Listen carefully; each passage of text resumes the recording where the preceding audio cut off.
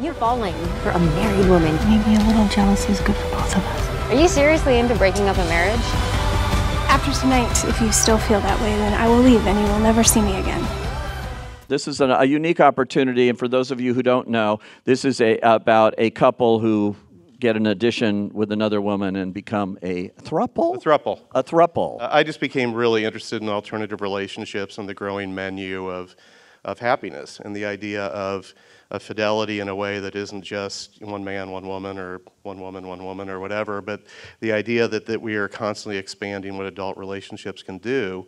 And seeing that, I grew very drawn to the idea of bringing it down to the ground floor, down to Main Street.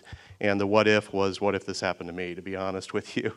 Like if we had three people, a married couple and a graduate student, who were truly the accidental polyamorous, and that they're the last people who thought this would happen, and through a series of events, this becomes a true romantic comedy that just happens to involve three people. This is an interesting, complex character, because you do go beyond the surface of this, which is, some people go like, oh, that's a funny idea, or whatever, for a comedy, but this goes way beneath that, and it's very interesting for you to explore as Jack, involved in this very unconventional kind of relationship. For me, Jack, he's a guy who cheats on his wife in the first 10 minutes of episode 1, or at least tries to cheat on his wife.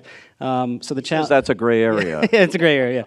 Yeah. So the challenge is to try to make that character likable, and I think hopefully we've done that with all of the characters. I think all of the characters are likable in their own way and together as a unit. I think that's what we strive, is to show, a three-person relationship that's like any other relationship in many ways. From a female point of view, what appealed to you about playing Izzy? It really steers away from the male gaze. So when you see the trailer, when you saw the trailer for the first season, it was like, oh, there's a man and two women. You kind of make some preconceived notions with that. But John's done a really good job. He always talks about taking the usual and turning it on its head. So that was what was so exciting for me, is it actually does the opposite. It's not that great for Jack.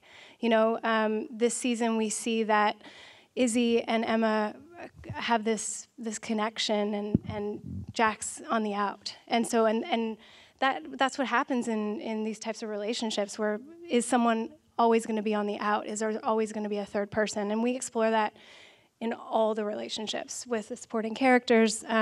All the relationships change in this season. But in all shows, you have to expand it and open it, and that's what you've done here with Nina, bringing in the character of Nina and others, and with Melanie. And, I'm wondering how you come into this whole picture here. Izzy and Nina have a friendship that's very sister-like, and I think that people really like this friendship because it reminds them of that person that you can be your biggest mess on your worst day, and that person's still going to love you.